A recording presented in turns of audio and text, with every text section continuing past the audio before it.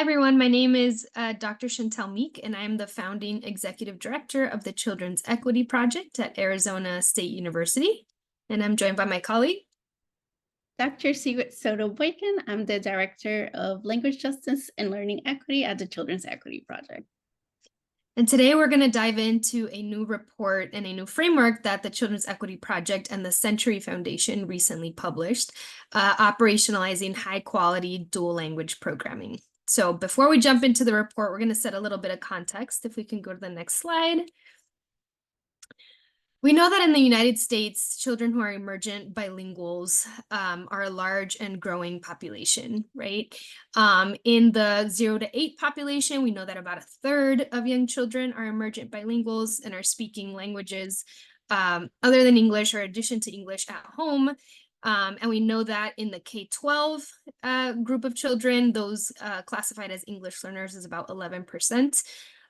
With a lot of wide variability across state, community, school, district levels. Next slide, please. So before we start talking about dual language education as a model for learning, just to set the foundation here on the science of bilingualism, right? There is a robust body of research that covers a lot of different outcomes and longitudinally that finds that bilingualism is a good thing, and it is associated with a lot of positive benefits across an array of outcomes.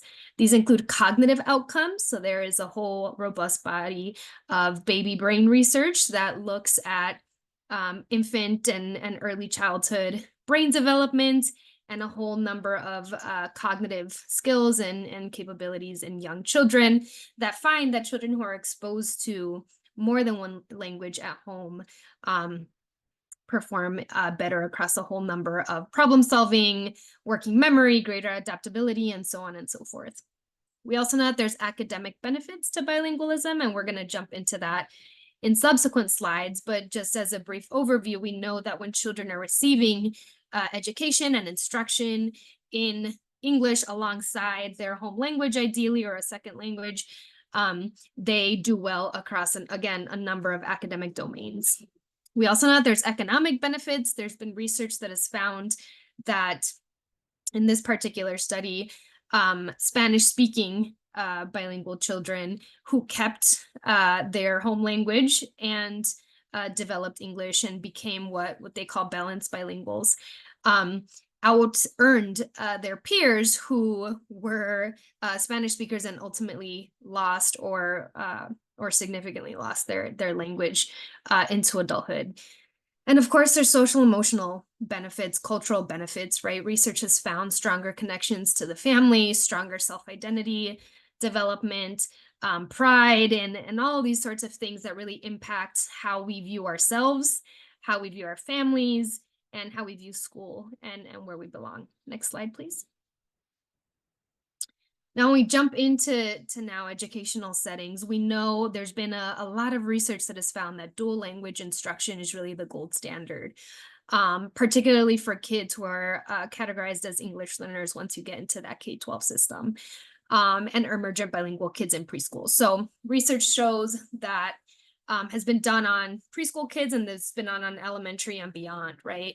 In preschoolers, studies have found that children in dual language programs really made greater gains across a number of outcomes. These include math, English and Spanish, oral language proficiency, and early literacy, which we know is a huge issue. They are more fluent across languages without delaying English acquisition.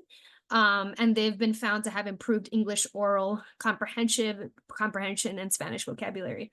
Once you get into the elementary space, studies have found that children in these programs are more likely to reach English fluency faster. And once they're older, they have higher math and reading scores on standardized measures.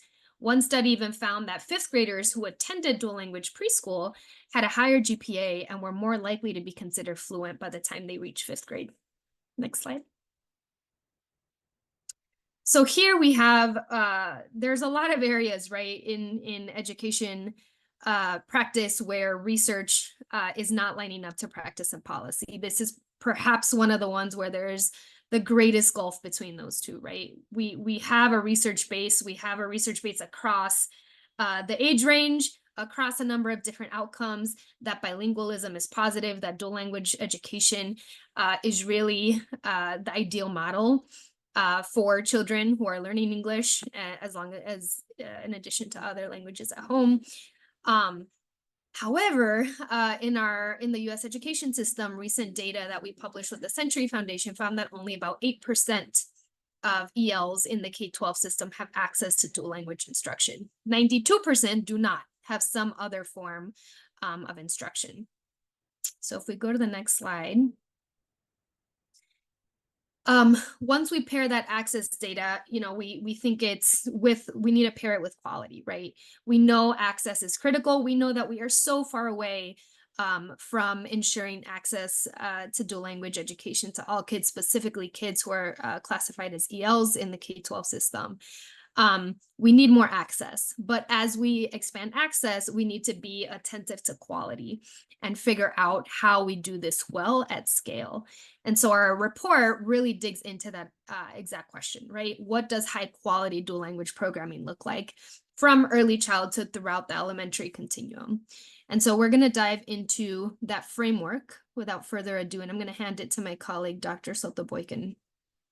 Thank you, Dr. Meek. And so now we're going to really discuss a comprehensive framework to provide high quality dual language instruction for children beginning from infancy, preschoolers, and early elementary age. We realize that providing dual language instruction at the classroom level is not enough to provide the comprehensive model that children need and deserve to really manifest all the benefits that the research talks about. And so we, in partnership with several of our colleagues who are policymakers, bilingual researchers, educators, and education leaders, developed this framework. And the framework has 7 components that discuss how we can implement high quality dual language instruction. Where our first feature is programmatic features, language allocation, curriculum instruction and pedagogy, workforce credentialing and professional development, assessment, family leadership and engagement, and services and inclusion for children with disabilities. We're going to take a deep dive into each of these dimensions next. But before that, wanted to talk a little bit about how this framework came about. First, we did a very comprehensive research synthesis. Over 170 articles were read to inform the development of this framework.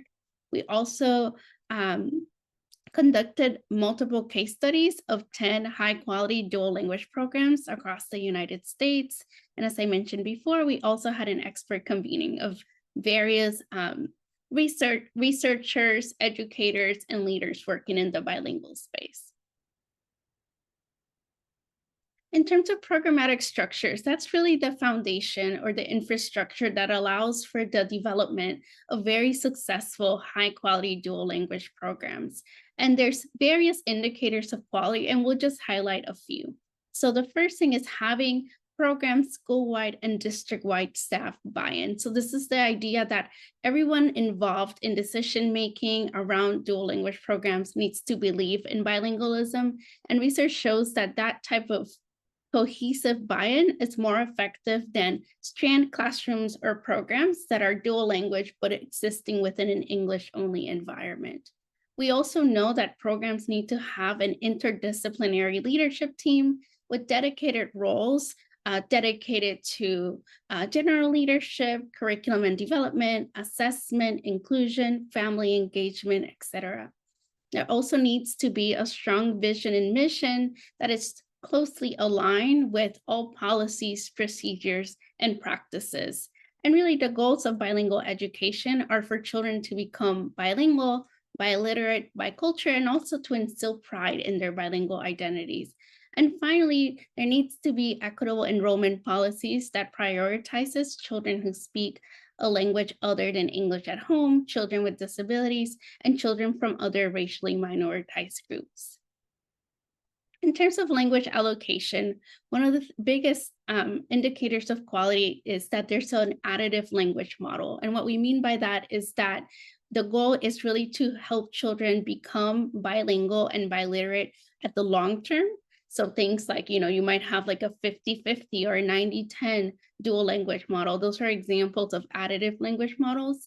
In contrast, a program that has a transitional bilingual model where you start off with the home language, but essentially the goal is to acquire English. That's not an example of an additive language model. The ways that languages are allocated vary by different programs and grades. They vary by things like teachers, the times in the day for elementary schools, subject areas, or perhaps a combination of all three. One of the things that came out from the current research is that within these specific language allocation models, so for example, you have a 50% of instruction in English and 50% of instruction in Spanish, it's also important to help children have flexible ways to use their language in a more dynamic way. So, for example, within a Spanish lesson, there could be a planned activity or lesson to help children connect what they already know in Spanish into English. That flexible language allocation helps children make cross linguistic connections. In terms of the pedagogy, curriculum, and instruction, it's important to have alignment between the curricula instruction with learning standards and understanding that sometimes learning standards need to be adapted to fit within a dual language model. It's important to use curricula that is research supported, that addresses the whole child, that promotes adult-child interactions, and offers individualized supports. We recognize that we currently don't have many curricula really designed for dual language models specifically, so high-quality programs can adapt curricula or supplement curricula to make it more appropriate for dual language settings. A key component of dual language education is ensuring that curriculum and instruction are culturally sustaining. And that means that the materials, the texts, and the lessons embed children's cultures in a way that the goal is to help them have a lot of pride in who they are and to think about how their bilingualism sustains their identity. And as I mentioned before, using cross-linguistic bridges or the direct instruction to help children generalize skills from one language to the other, it's a really key component of successful, high-quality dual language instruction. In terms of assessment, there has to be like an overall data-based decision-making procedure where we look at different tiers of data. So we could look at program level data, classroom level data, and child level data to determine, to inform everything that's happening in the dual language setting. So things like quality improvement, teacher professional development, and also to adapt children's learning. So if we look at the data and you see that children are very skillful in reading in both languages, but not so in math, there's ways to adapt the instruction to make sure that children's learning continues to grow in all domains of learning. It's also important to assess children in the two languages of instruction and to have a way to measure children's growth over time. That's key in a dual language program where one of the goals is to make sure that children become bilingual and biliterate. It's also important to identify assessments that have the least potential of linguistic and content bias, and when there is bias, to put some procedures in place to make sure that that bias could be reduced. So that could be like assessment modifications, making sure that the vocabulary used in the assessment matches the dialects that the children speak, etc. And again, it's also important to not only assess children or collect data in general about programs or classroom practices, but really embed that within the evaluation of the program and to connect that to monitoring and accountability. In terms of workforce and professional development, some of the key quality indicators are to make sure that teachers are trained specifically on bilingual education, disabilities of children who are bilinguals, and then children's overall academic, cognitive, and social development. Teachers working in dual language settings need to know everything that any teacher needs to know, but with that really key specialization on how to deliver high quality dual language instruction. We know that it takes special skills to be a dual language educator, and therefore it's important to pay educators equitably. Many bilingual teachers spend their own time doing translations and adapting materials, and it's really important to compensate them to make sure that they're happy and that they remain in their working environment. Related to that, it's important to have specific pathways that encourage teachers to be recruited and retained, and to really leverage the strengths of many paraprofessionals that are already in programs that may speak the partner language of instruction, but also to engage the community to identify potential teacher candidates, such as parents and other community members. And then, of course, as I mentioned before, one of the things to think about is that in high quality programs, especially preschool and elementary program, the idea is that we would have at least teachers would have a bachelor's degree with specialization in bilingual education, or if that's not possible, some comparable training and experience. It's really important that teachers are well equipped to deliver this model, and that requires comprehensive and ongoing training. Family leadership and engagement is also a critical dimension of quality in dual language programs.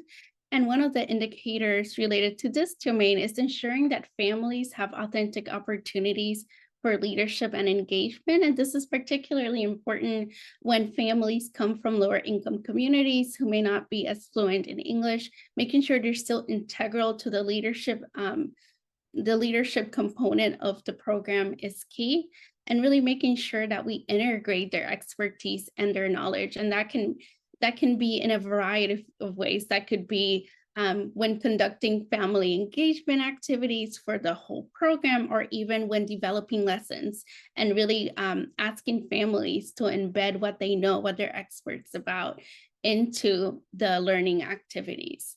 It's also important that we don't just provide dual language opportunities for children, but also for families, and making sure that all written and verbal information is available to families in their home languages. It's also critical that we provide families with comprehensive supports that extend beyond dual language education to other domains, such as mental health supports, connecting to the community, etc.